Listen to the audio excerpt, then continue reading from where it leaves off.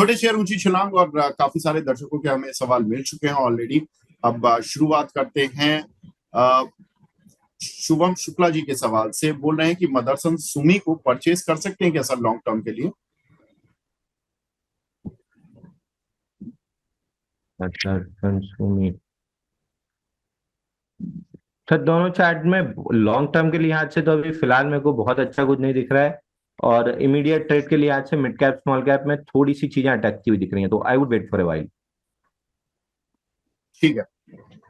अगला सवाल हमें मिला है जेएसडब्ल्यू इंफ्रा पर। अंशु भाई, कल ना एक मैं देख रहा था कि जेएसडब्ल्यू इंफ्रा पर आपसे जो आपने जो शॉर्ट टर्म व्यू दिया, उससे थोड़ा सा लोग कंफ्यूज हो गए। वो लोग सोच रहे हैं कि जो लॉन्ग टर्म वाले हैं कि आपने मल्टी बैगर होने का टारगेट दिया था कि ये 700-800 रुपए भी जा सकता है।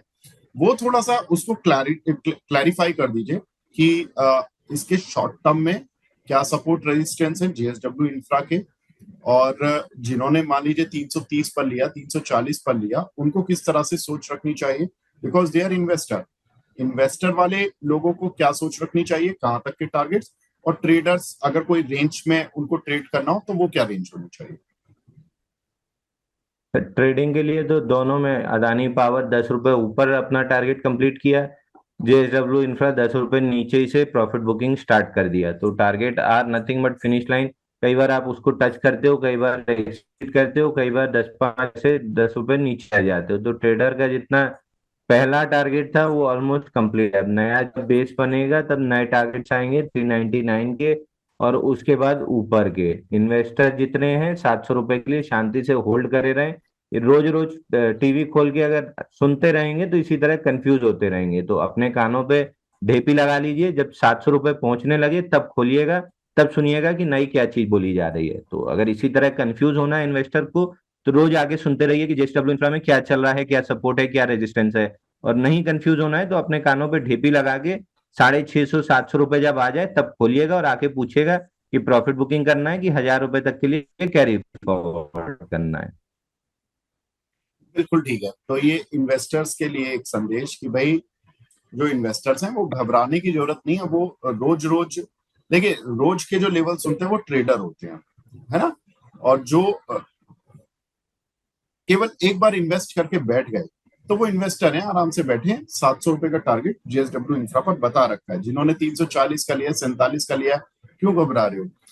अंशुल भाई, ये बता दीजिए कि मान लीजिए किसी ने 340 का लिया है, 47 का लिया है, वो इन्वेस्टर ही है, ठीक है, गलती से रोज रिव्यू के लिए आ जाता है। वो ये देखता है कि ठीक है, आज शेयर नीचे तो नहीं आ गया, और नीचे आ रहा है तो कहीं कोई खबर तो नहीं आ गई, क्योंकि स्टॉक मार्केट न्यूज ड्रिवन भी है ना। तो अगर कोई खबर आ गई तो मुझे कहीं इससे एग्जिट करने के लिए तो नहीं जाना है। नीचे आने पे कौन सा ऐसा लेवल है जो इन्वेस्टर को एवरेज करना चाहिए? सर इन्वेस्टर के लिए तो अगेन 340 पे आपको खरीदना ही नहीं चाहिए था। खरीदने के लिए आपके लेवल काफी नीचे थे, जहां से हम मल्टीपल टाइम्स बोलते जा रहे थे। अब आपको चढ़ते घोड़े पे, मतलब दौड़ते घोड़े पे चढ़ना है, या तो डेस्टिनेशन मिलेगी या गिर के पांव टूटेगा। तो अब आपके लिए एवरेज की जोन वापस वही आती है जहां से चलना स्टार्ट किया है। 295 का बॉक्स लो है, या तो 295 मिले, या फिर वापस से 270 की जोन मिले, तो आपको एवरेज करना है। 340 तो बाइंग का रेट ही नहीं था। 340 360 ये जोन तो प्रॉफिट बुकिंग थी शॉर्ट टर्म ट्रेडर्स के लिए। अब आप शॉर्ट टर्म ट्रेडर्स को एग्जिट दे रहे हो, ये फिर आपकी गलती हो गई। वो फायदा आपका उठा लिए कि आप बाई करके उनको एग्जिट दे रहे थे। तो लेवल्स ध्यान से सुनिए, अपनी मानसिकता ध्यान से क्लियर कर लीजिए क्या है, उसके बाद ट्रेड करने आएंगे मार्केट में तो पैसा बनाएंगे। आप शॉर्ट टर्म ट्रेडर्स को एग्जिट दे रहे थे 340 पे बाई करके, अब आपको 290 पे एवरेज करना पड़ेगा। ठीक है, कोई बात नहीं। तो मतलब 290 के लिए तैयार रहें। अगर 290 आएगा तो कोई टेंशन नहीं है, आप और लीजिए थोड़ा सा। और इन्वेस्टमेंट कॉल है तो आप आराम से रहिए। सर 290 आएगा, आप अपना थोड़ा बहुत और ले लीजिए। एक हमारे दर्शक हैं शंकर सिंह जी। पहले तो प्रणाम शंकर जी। फैक्ट के फर्टिलाइजर वाला जो फैक्ट है, अंशु जी, इन्होंने 1000 रुपए के कुछ 200 शेयर लिए हुए हैं। पूछ रहे हैं कि एवरेज करें या होल्ड करें या एग्जिट करें? सर एग्जिट कर लेना चाहिए। फैक्ट बार जी। बार बार बार रिजेक्ट हुआ है, नहीं चल पाया है स्टॉक। अब मदर कैंडल के लो 873 रुपए तक आते हुए दिख रहा है। उस जोन में अगर कहीं स्वीप हुआ, क्योंकि वीकली चार्ट पे मल्टीपल इनसाइड बार है, 2 जून के बाद से कंटिन्यूअस इनसाइड बार ही है, और मदर बार का लो 873 रुपए 10 पैसे है, तो 873.10 स्वीप होगा तो फ्रेश लॉन्ग बनेगा, नहीं तो फिलहाल 989 पे जो फेल हुआ है उसका टारगेट 873 है। इसमें हमने भी बाई कॉल दिया था, हमारे स्टॉप लॉस कटे हैं। ठीक है। एक हमारे दर्शक हैं शक्ति दत्ता जी, ये पूछ रहे हैं सर एबी कैपिटल 296 रुपए के बाय किए हुए हैं, क्या करें लॉन्ग टर्म के लिए? सर लॉन्ग टर्म के लिए आज से अगर आपने लिया है तो कोई दिक्कत नहीं, आराम से बैठे रहिए। बट एक अब शॉर्ट टर्म में काफी तेजी से चला है, तो एक स्टॉप लॉस आपका बनता है 283 का शॉर्ट टर्म ट्रेडर्स के लिए। लॉन्ग टर्म ट्रेडर शांति से इसको छोड़े रहिए, कहीं भी 500 550 रुपए में मिल जाएगा। फिर शॉर्ट टर्म में अगर नीचे आने लगे प्रॉफिट बुकिंग में, तो पहले घबराना नहीं है। अगर आपको घबराहट होती है कि छोटे छोटे शॉर्ट टर्म डाउन मूव से, तो फिर 283 आपका स्टॉप लॉस है। ठीक है। रोहिणी मित्तल जी पूछ रही हैं sir lemon tree, royal orchid या ताज जीवी के, इनमें कौन सा बेस्ट है long to medium to long term? तो लेमन ट्री में बढ़िया पुल बैक आ रहा है। अगर 159 के लेवल के आसपास इसमें रिजेक्शन कैंडल बनती है, तो फिर हम लॉन्ग करने के मूड में रहेंगे। बट ऑन एविडेंस तो मेरे को फिलहाल लेमन ट्री ही सबसे अच्छा लग रहा है, बट मैं एविडेंस का वेट करूंगा। ठीक है। ट्रांसफॉर्मर एंड रेक्टिफायर टारिल जो कंपनी है, इस पे फ्रेश एंट्री का व्यू दे दीजिए फॉर 6 मंथ्स। ये सवाल है योगेश जी का। ये ट्रांसफॉर्मर एंड रेक्टिफायर ये भी चल नहीं पाया अब, बहुत तेजी से जिस हिसाब से मूव आया था, और उसके बाद से फॉलो थ्रू मूव नहीं रहा, तो थोड़ी दिक्कत बन रही है इसमें। थोड़ी दिक्कत बन रही है, लेकिन मान के चलिए कि कुछ समय के बाद इस स्टॉक में वापस से बाइंग ट्रैक्शन देखने के लिए मिलेगा। ओवरऑल अगर कॉन्टेक्स्ट में देखेंगे तो स्टॉक में कंसोलिडेशन ज्यादा दिख रही है। डाउन कैंडल्स पे वॉल्यूम कम आता है, अप कैंडल्स पे वॉल्यूम ठीक ठाक आता है, लेकिन फॉलो थ्रू मूव नहीं ले पा रहा है, तो प्रोबेबली टाइम वाइज करेक्शन है, ये थोड़ा सा लंबा चलेगा। ठीक है। अगला सवाल हमें मिला हुआ है सर इडलवाइज पर, निमिष पाल जी का सवाल है। इडलवाइज पर इन्होंने 113 रुपए के लिए हुए हैं, होल्ड करें या लॉस बुक करना पड़ेगा? सर एडलवाइस में प्रोबेबली, एक मिनट चेक कर लेता हूँ, हमने बाई दिया था क्या। तो पूछ रहे हैं टारगेट 130 का दिया हुआ था, ये आपने दिया था क्या हाँ, अंशुली? हाँ एडलवाइस हमने बाई दिया था सर। एडलवाइस वही मैं चेक कर रहा था, एडलवाइस हमने बाई दिया था, बट एडलवाइस में मूव आया नहीं मार्केट में। उसी दिन से 5 दिन का करेक्शन आया, जिसकी वजह से नीचे आया है। अगर समय दे सकते हैं 2 से 3 महीने का, तो स्टॉक को होल्ड कर लीजिए। अगर एक आध हफ्ते का नजरिया था, तो वो स्टॉक जो ब्रेकआउट था वो नहीं चला, इसको थोड़ा सा और समय चाहिए अपने वापस से कंसोलिडेट करके चलने के लिए। एक बार के लिए नीचे पहले 101.50 तक आ सकता है, वहां पर हैंडल कंप्लीट करके दोबारा चलेगा, तो नजरिया या तो 3 महीने का कर लीजिए, तब आपको 130 नहीं 150 तक का भी टारगेट मिल जाएगा। लेकिन अगर एक आध हफ्ते का नजरिया है, तो पहले 101 रुपए आ रहा है। ठीक है। एक हमारे दर्शक हैं विकी गडवाई जी, ये पूछ रहे हैं कि सर अदानी ग्रीन एनर्जी में फ्रेश एंट्री रेट क्या होना चाहिए? अंशुल भाई, काफी तेजी से चला था जब अदानी शेयरों पर एक राहत मिली थी सेबी की साइड से, और अब उतनी ही तेजी से नीचे आ गए हैं। आपकी एडवाइस सर, आज 1020 के भी हम नीचे आ गया ये शेयर, और कहाँ 1170 तक चला गया था।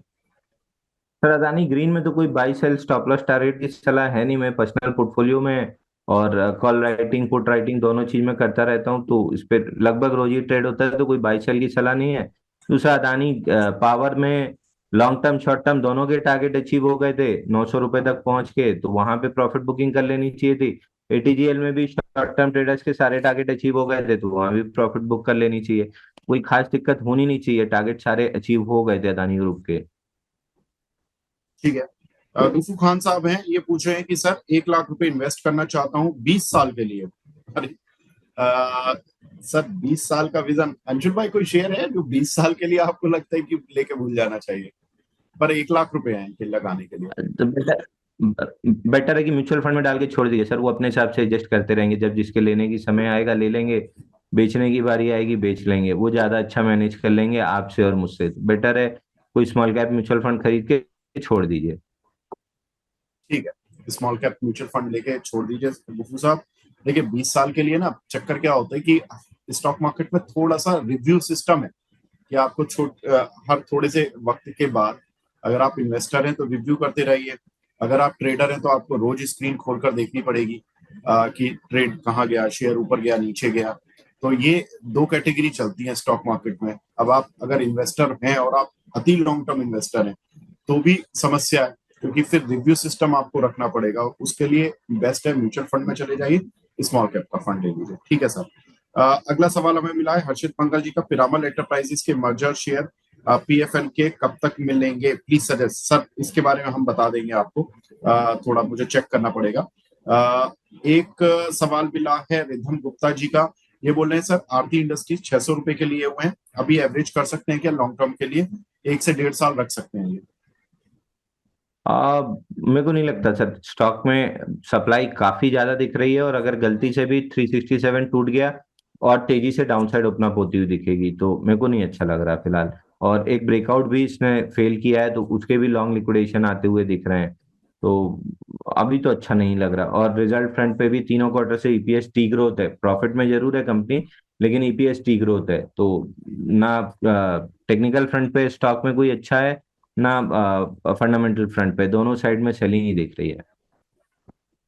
ठीक है, तो दोनों साइड पर सेलिंग ही दिख रही है। एक हमें सुपर चैट मिली है सौरभ यादव जी की, नवकार कॉर्प पर अंशुल जी 160 रुपए का लिया हुआ है, होल्ड करें या सेल? तो नवकार कॉर्प हमारी लॉन्ग टर्म वॉच लिस्ट में है, शॉर्ट टर्म में इसमें बहुत अच्छे कोई पैटर्न अभी बन नहीं रहे हैं। एक ही इंस्टीट्यूशन बाइंग बनी थी 17 जुलाई से लेके 29 जुलाई के बीच में, बट उसके बाद से कंसोलिडेशन में है। और ये भी वही जेएसडब्ल्यू इंफ्रा वाला है, प्ले है। जेएसडब्ल्यू इंफ्रा जैसे जैसे चलेगा नवकार कॉर्प भी चलेगा, क्योंकि पोर्ट पे सामान आएगा तभी तो ट्रांसपोर्ट कंपनी को सामान ट्रांसपोर्ट करने मिलेगा। और जेएसडब्ल्यू ग्रुप ने खरीदा भी इसीलिए था कि बैकवर्ड इंटीग्रेशन इनका अच्छा हो जाएगा पोर्ट बिजनेस के लिए, तो उस हिसाब से जेएसडब्ल्यू इंफ्रा को रेप्लिकेट करेगा। वो जैसे जैसे चलेगा ये स्टॉक भी पीछे पीछे चलता हुआ दिखेगा। ठीक है। पिंगाश आलोम जी हैं, वो बोल रहे हैं कि अंशुल सर आपका बहुत बड़ा फैन हूँ, आपका रोज प्रोग्राम देखता हूँ। बहुत बहुत शुक्रिया जी, आप प्रोग्राम देखते हैं सर, बहुत अच्छा लगा। 1 साल के लिए कोई शेयर बता दीजिए जो फ्रेश एंट्री जिसमें कर सकते हो अंशुल जी। सर इस समय तो सबसे बेटर है कि मिड कैप स्मॉल कैप में या तो आप ट्रेड करें, स्टॉप लॉस लगा सकते हैं, तो नहीं तो फिर बैंक 20 लेके छोड़ दीजिए। 1 साल में काफी अच्छा पैसा आपको मिल जाएगा। जो शॉर्ट टर्म है फूफा जी की वजह से ऊपर नीचे चल रहा है, ऑरेंज स्वान इवेंट के जो लफड़े चल रहे हैं, जैसे ही ऑरेंज स्वान इवेंट निकलेगा सबसे पहले तेजी आएगी बैंक निफ्टी में। अब फ्यूचर ऑप्शन में सजेस्ट नहीं करूंगा, तो बेटर है बैंक 20 की डिलीवरी लेके आप छोड़ दीजिए। ठीक है। विकास प्रधान जी पूछ रहे हैं, पहले तो गुड मॉर्निंग प्रधान साहब, और बीएससी का बाय लेवल क्या है सर, क्या कहाँ पर बाय कर सकते हैं बीएससी को? तो बीएससी 2738 टूटने के बाद से मैं बीएससी अवॉइड के मूड में हूँ। 2038 टारगेट था, वो कंप्लीट हो गया है। यहाँ से भी अभी मेरे को बाइंग इंटरेस्ट दिख नहीं रहा है, तो जब तक कोई इंस्टीट्यूशन कैंडल या इंस्टीट्यूशन बाइंग नहीं दिखेगी मैं बीएससी को अवॉइड लिस्ट में डाल के रखूंगा। और 2038 मेजर सपोर्ट है, ये बस नहीं टूटना चाहिए, क्योंकि ये टूटा तो फिर फर्दर डाउन साइड आती हुई दिखेगी।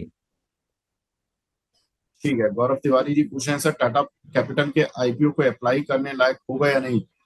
तिवारी जी वैल्यूएशन वगैरह ये तो तो सबका पूछने भी ही वाला सवाल है। थोड़ा देखता हूं मैं, क्योंकि मैं थोड़ा बाहर रहा तो मैं देख नहीं पाया सारी चीजें। अंशुल भाई टाटा कैपिटल का अगर आईपीओ आपके हाउस का कोई व्यू तो आप बता दीजिए।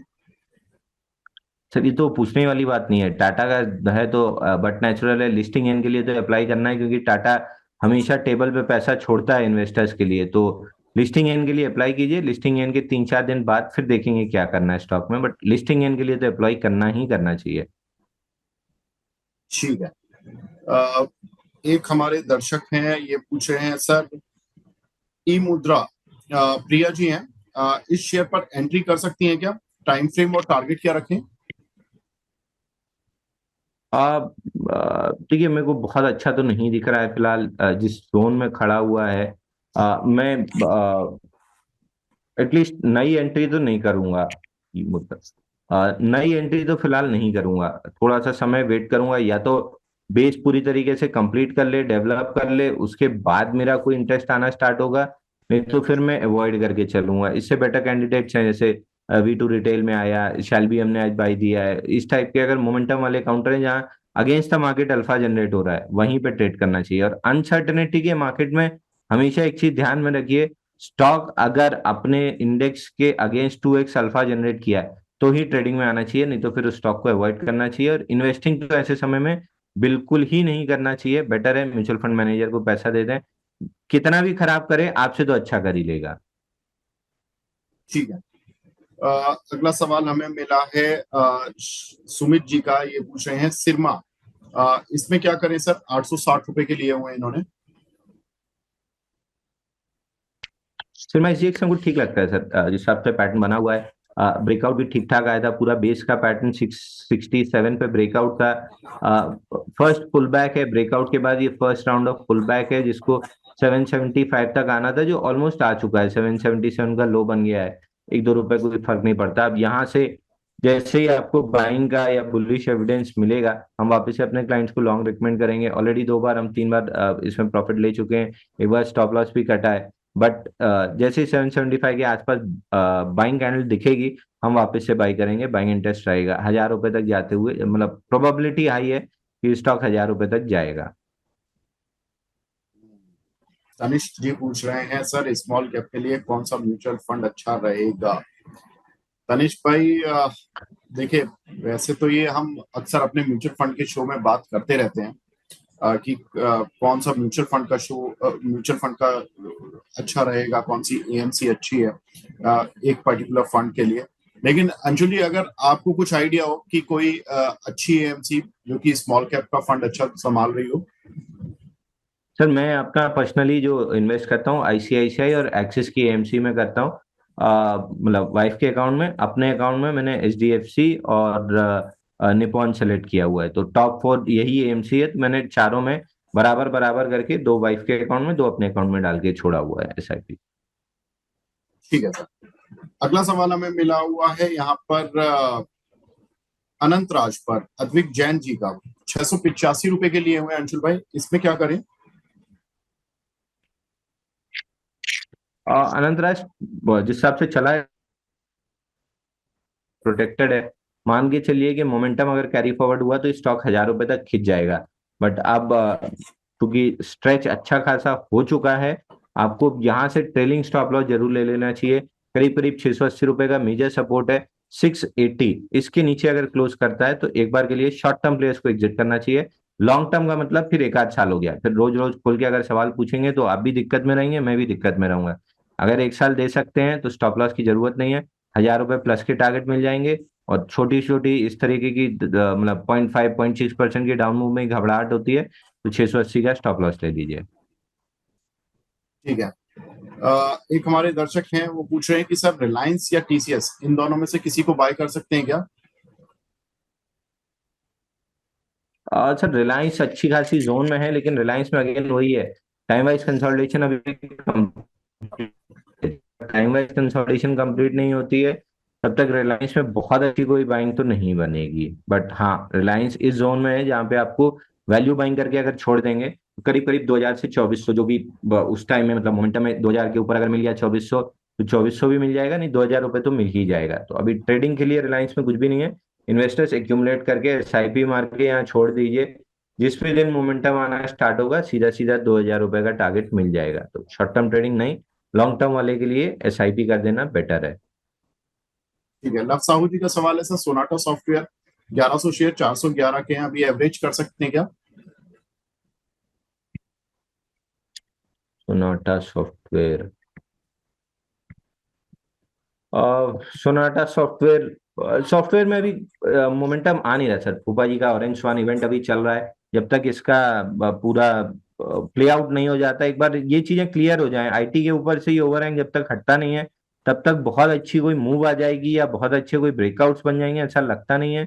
और अगर बनना भी होगा तो I would stick to large cap counters. मेरे को सोनाटा सॉफ्टवेयर, बिरला सॉफ्ट, ये सब ऑलरेडी इतना पीछे ओवरहेड सप्लाई है, मेरे को बहुत अच्छे तो नहीं लगते। हाँ, लेकिन अगर शॉर्ट टर्म में इंस्टीट्यूशन बाइंग के बाद ब्रेकआउट आया तो जरूर इंटरेस्ट आएगा, वो भी इंस्टीट्यूशन बाइंग अगर दिखी तो आएगा, जो फिलहाल तो मिसिंग है। ऑन द बाउंस बैक कहीं भी 370 375 आए तो एक बार दोबारा सवाल पूछ लीजिएगा। ठीक है। एक हमारे दर्शक हैं, मेघमा मिया जी हैं। ये इनके पास सुजलॉन के 9,000 शेयर हैं, 62 रुपए के रेट के। इस पर आपकी राय? काफी नीचे आ गए ये। सुजलॉन अगर छोड़ेंगे कर 1.5-2 साल के लिए तो आपको 80 रुपए तक का टारगेट मिलेगा।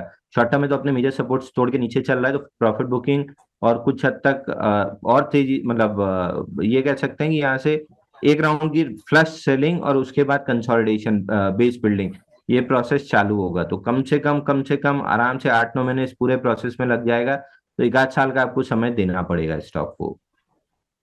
ठीक है। साक्षी जी पूछ रहे हैं, सर, मेदांता वर्सेस यथार्थ हॉस्पिटल, इनमें लॉन्ग टर्म के लिए कौन सा ठीक है? देखिए, यथार्थ हॉस्पिटल तो हम काफी समय से रिकमेंड करते आ रहे हैं और 1,000 रुपए हमको आराम से जाते हुए भी दिख रहा है। तो यथार्थ हॉस्पिटल एनी डे मेरे को अच्छा लग रहा है। मेदांता में अभी उस टाइप का कोई पैटर्न नहीं बिल्ड हुआ है, बट इवेंचुअली उसमें भी पैटर्न बिल्ड होगा और वो भी चलेगा। हॉस्पिटल स्टॉक सारे में कहीं ना कहीं या तो ब्रेकआउट है या कंसोलिडेशन है, मतलब पूरा सेक्टर एक टाइड ऑन दी अपसाइड है। तो फिलहाल अगर मोमेंटम प्ले करना है तो यथार्थ कर लीजिए, और कुछ समय अगर रुक के ब्रेकआउट प्ले करना है तो फिर मेदांता कर सकते हैं। बट चूंकि अभी मोमेंटम यथार्थ में है, तो जैसे ही कोई ब्रेकआउट कंसोलिडेशन का मिलता है तो हम अपने क्लाइंट्स को बाई रिकमेंड करते ही हैं। ऑलरेडी 2 बार 3 बार हम 7-7% के रिटर्न निकाल चुके हैं इसमें से। ठीक है। आरसीएफ, आहूजा साहब पूछ रहे हैं, 300 शेयर हैं इनके पास, 159 के। बोल रहे हैं कि सर शॉर्ट टर्म के लिए लिया था लेकिन एग्जिट नहीं कर पाया, अभी क्या करें? तो सर, ये फोर्सफुल लॉन्ग टर्म इन्वेस्टर बनना बंद कर दीजिए। और अगर इसी टाइप का आपको काम करना है तो मैं आपको एक इंडेक्स सजेस्ट कर देता हूँ, Nifty total cap 750।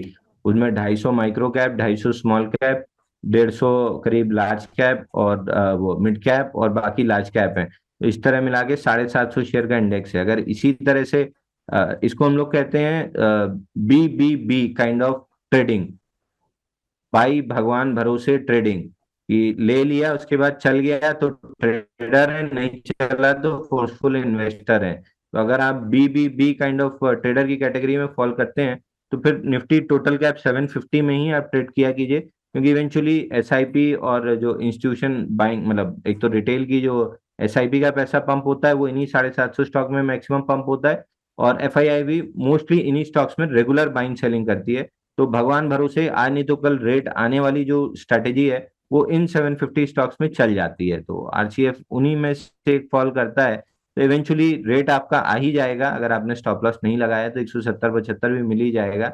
But I would suggest ये BBB काइंड ऑफ ट्रेडर ना, इनका भविष्य बहुत लंबा नहीं होता है। तो स्टॉप लॉस वाले ट्रेडर बनिए, जहाँ पे स्टॉप लॉस कट रहा है उसको काटिए और नई चीज में एंटर कीजिए। अगर आपने RCF में 3% का अपना स्टॉप लॉस काट लिया होता है, कैपिटल फ्री होती, तो कल जब V2 रिटेल हमने बाई दिया था, जहाँ मोमेंटम आ रहा था, कल से आज सुबह तक में 7% मिल गया, तो आपका स्टॉप लॉस भी रिकवर हो जाता और प्रॉफिट में भी आ जाते। तो ये फोर्सफुल लॉन्ग टर्म इन्वेस्टर और ये BBB वाले ट्रेडर बनना बंद कीजिए। तो अगर ट्रेडर हैं तो स्टॉप लॉस मेंटेन कीजिए, नहीं कर पाते हैं तो इन्वेस्टर बनिए ना। फिर JSW इंफ्रा में लेना बेचना हमेशा करते रहिए। कहीं ऊपर में भी फंस गए, 340 में भी जाके फंस गए, तो 290 में एवरेज करके आपका रेट निकल ही आएगा ना। उसमें SIP मार के छोड़ दीजिए, रिलायंस में कर लीजिए वो काम।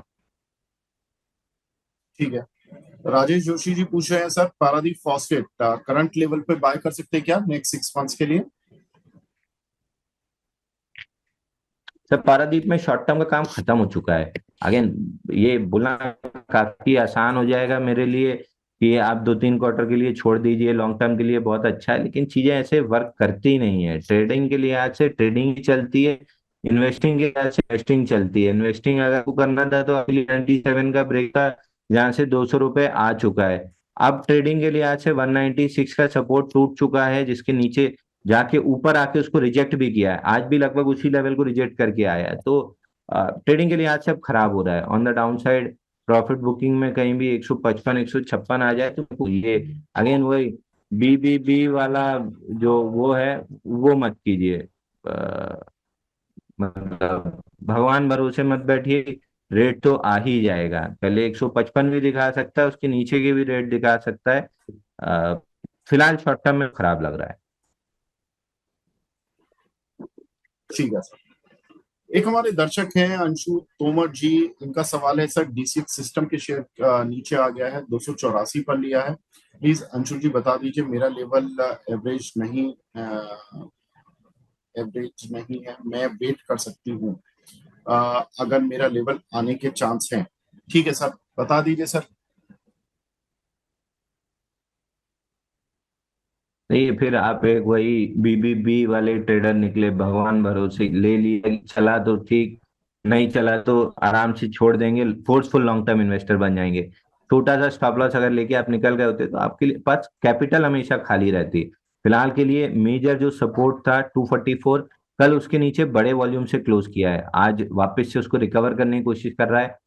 ये तो नहीं कहूंगा almost Titan kind of pattern है, बट टाइटन ने यही किया था, बड़े वॉल्यूम से सपोर्ट को ब्रीच किया, नेक्स्ट डे वॉल्यूम के साथ रिकवरी की और अब फॉलो थ्रू मूव ले रहा है। तो उस तरीके का अगर कुछ भी पैटर्न बनना है तो अगले एक हफ्ते में इसको 260 निकाल लेना चाहिए। एक हफ्ता वेट कीजिए, नेक्स्ट वीक का पूरा वेट कीजिए, अगर 260 निकल गया तो आराम से स्टॉक को होल्ड कीजिए, फिर 320 तक के भी टारगेट मिलेंगे। लेकिन अगर नहीं किया तो फिर स्टॉक में और डाउन साइड ओपन अप होती हुई दिखेगी। ये हमारी one of the active watch list में काउंटर था, क्योंकि 4 क्वार्टर में ईपीएस डी ग्रोथ देने के बाद जून क्वार्टर में ईपीएस ग्रोथ आई थी, तो हमको एक्सपेक्टेशन थी कि चलेगा, और ये निफ्टी 750 इंडेक्स का भी हिस्सा है, तो प्रोबेबली एक आध क्वार्टर और अगर रिजल्ट अच्छा दिया तो इंस्टीट्यूशन का इंटरेस्ट स्टॉक में आने लगेगा।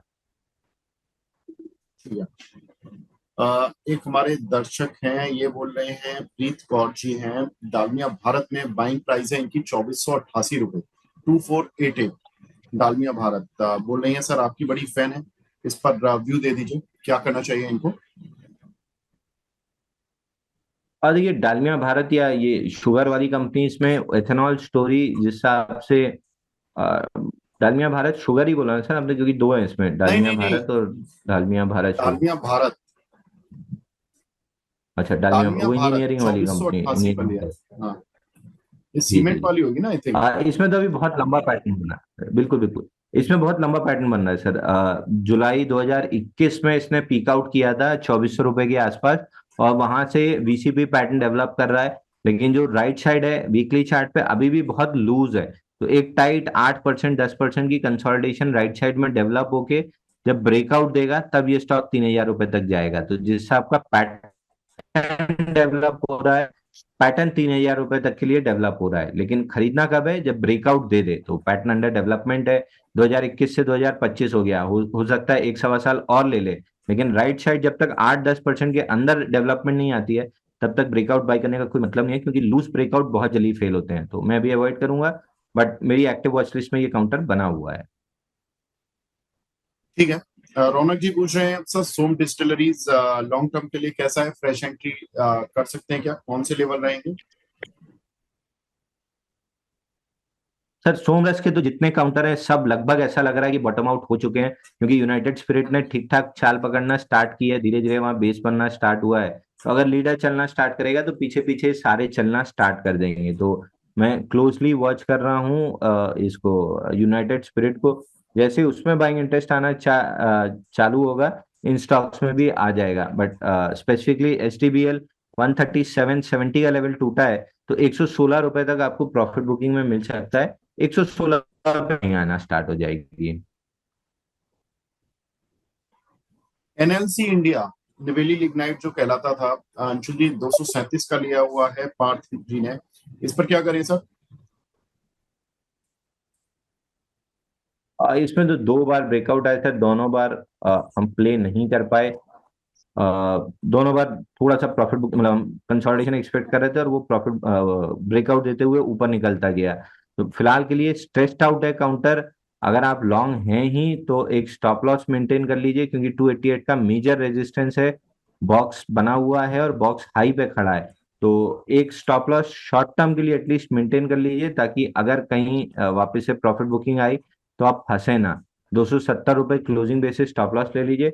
अगर ये 290 295 के ऊपर निकलता है तो मान के चलिए कि बड़े बॉक्स का ब्रेकआउट होगा, लगभग 2 साल के बॉक्स का ब्रेकआउट होगा, तब काउंटर में 400 सवा 400 तक की अपसाइड बनेगी। तो मैं यहाँ तो बाई नहीं करूंगा, है तो 270 के स्टॉप लॉस से होल्ड करूंगा, 295 के ऊपर टिकेगा तो फ्रेश बाइंग करना स्टार्ट करूंगा, कम से कम 400 रुपए तक का टारगेट तो लेके चलूंगा।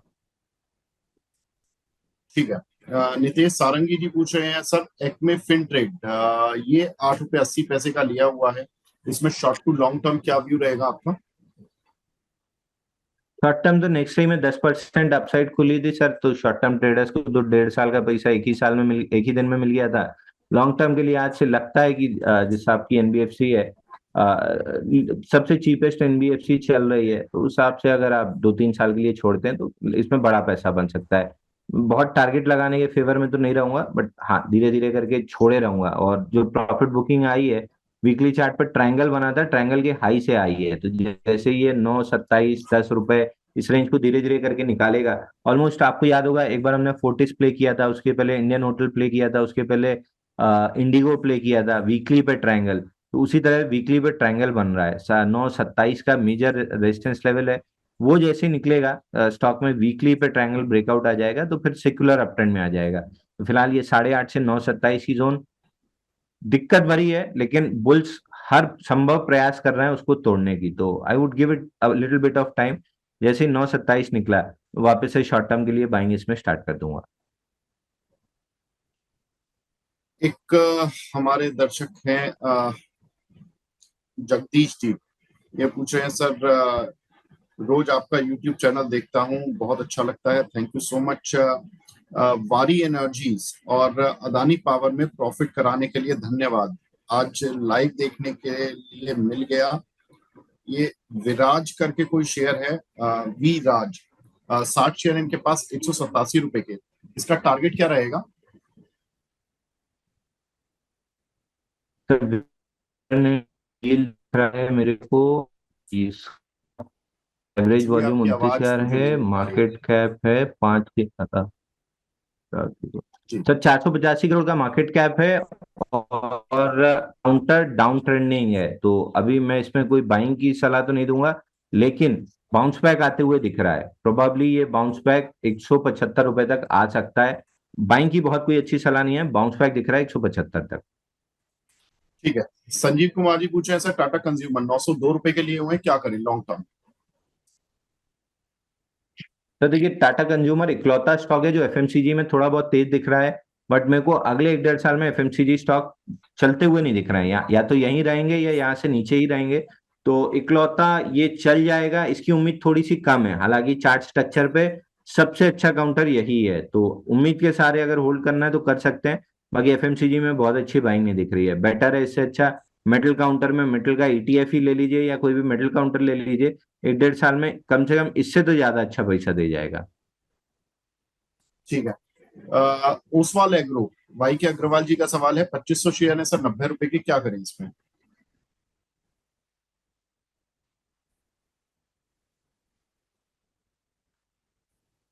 अंशुल जी, आज लग रहा है शायद अंशुल जी से भी सिग्नल थोड़ा सा संपर्क धीमा पड़ रहा है। अंशुल जी, ओसवाल एग्रो सवाल है, वाई के अग्रवाल जी का 90 रुपए पर लिया हुआ है इन्होंने। सर ओसवाल एग्रो में एक मिनट चार्ट खुल रहा है।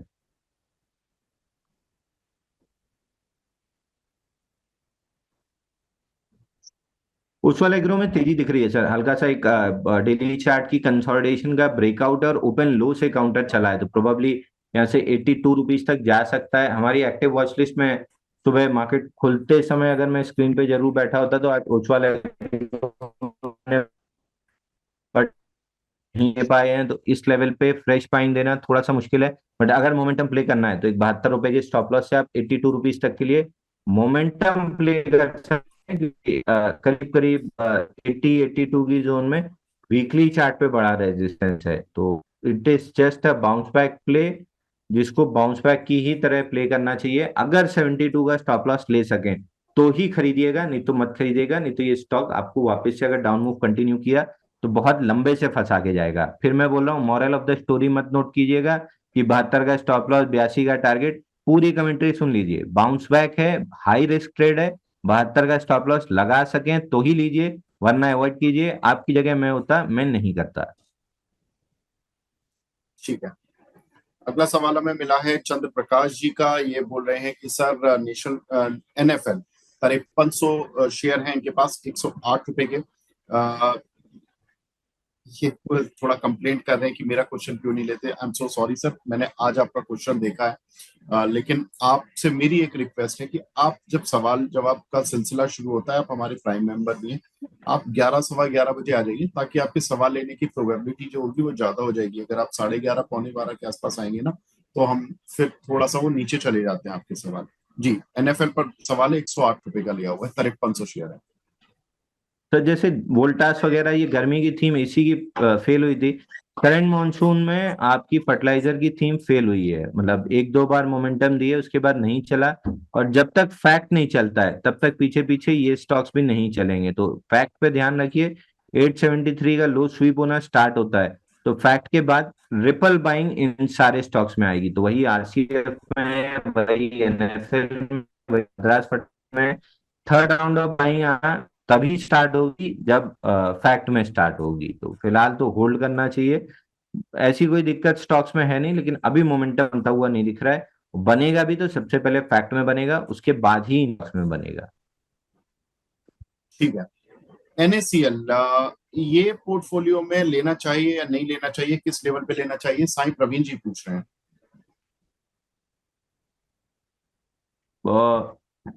NACL,